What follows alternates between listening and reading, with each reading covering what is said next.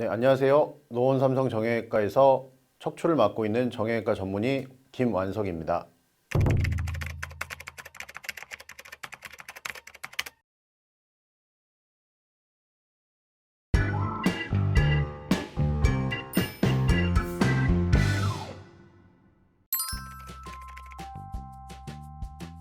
네, 그렇습니다. 카메라 기술이 발전하면서 인체 내로 소형 카메라를 삽입하여 하는 수술을 시행한 지는 제법 오래되었는데요.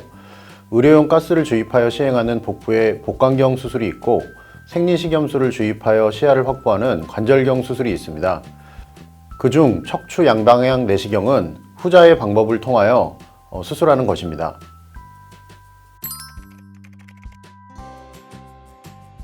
네, 감염률이 거의 없고 시술과 비슷한 정도의 빠른 회복, 수술과 같은 근본적인 병변의 해결이 장점이라고 할 수 있습니다.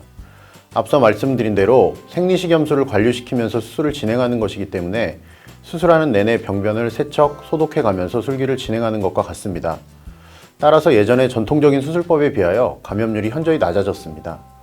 또한 피부에 0.5mm가량의 구멍 2개를 통해 술기를 진행하는 것이다 보니 피부 내의 조직들, 즉 근육을 손상시키는 것이 적어 수술 후 회복이 매우 빠르다는 것이 큰 장점입니다.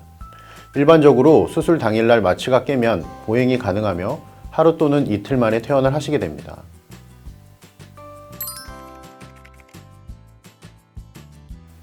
네, 어떤 환자분이 가끔 물어보시곤 합니다. 근본적인 해결이 아니지 않나요? 라고 하시는데 이 양방향 내시경은 결국 수술의 한 종류입니다. 풍선, 확장술, 신경 성형술 등의 시술과는 완전히 다르게 병변을 직접 보고 근본적으로 해결을 하는 수술의 한 방법입니다. 네, 일반적인 허리 디스크나 협착증에 의한 증상들이 대부분 해결됩니다. 보통 허리 통증만으로 내시경 수술을 해달라고 오시는 환자분들도 있는데 허리 통증만으로는 수술을 권하지 않습니다.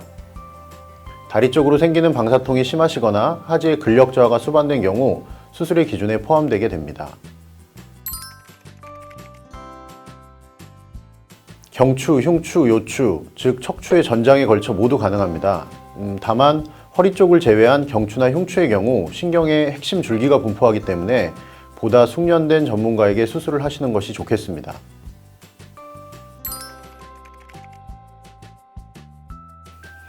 네, 제가 지금까지 500개 이상의 수술 경험을 가지고 있었는데 가장 고령이셨던 할머니가 문득 생각이 납니다. 그분은 94세 할머니셨고 간단한 디스크 수술이었습니다. 당뇨와 고혈압, 심장 질환도 있으셨지만 긴장감 속에 수술을 진행했고 평소보다 예민하게 집도하여 빠르게 디스크를 제거했습니다. 시계를 보니까 한 15분 만에 끝냈더라고요.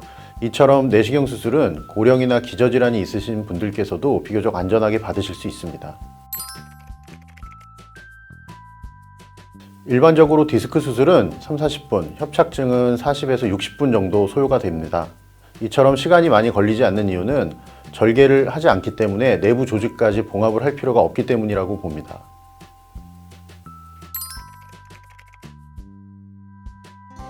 수술 후 하루가 지나면 보행 및 일상생활이 가능합니다. 하지만 두세 바늘의 봉합이 된 부위에 물이 들어가면 안 되기 때문에 수술 후 10일 정도는 샤워하는 것을 조심하셔야 하고 허리를 쓰는 일을 제외하고 대부분의 일상 업무는 수술 후 3-4일이면 가능하게 됩니다.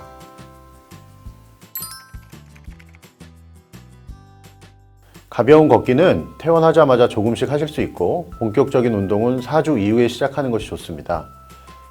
디스크는 왜 터진다는 표현을 많이 하잖아요. 디스크를 싸고 있는 막이 터져 안에 있는 수액이 흘러나온 것을 제거하는 것이 수술인데 무리한 운동을 일찍 시작하게 되면 재발의 가능성이 높아지기 때문입니다.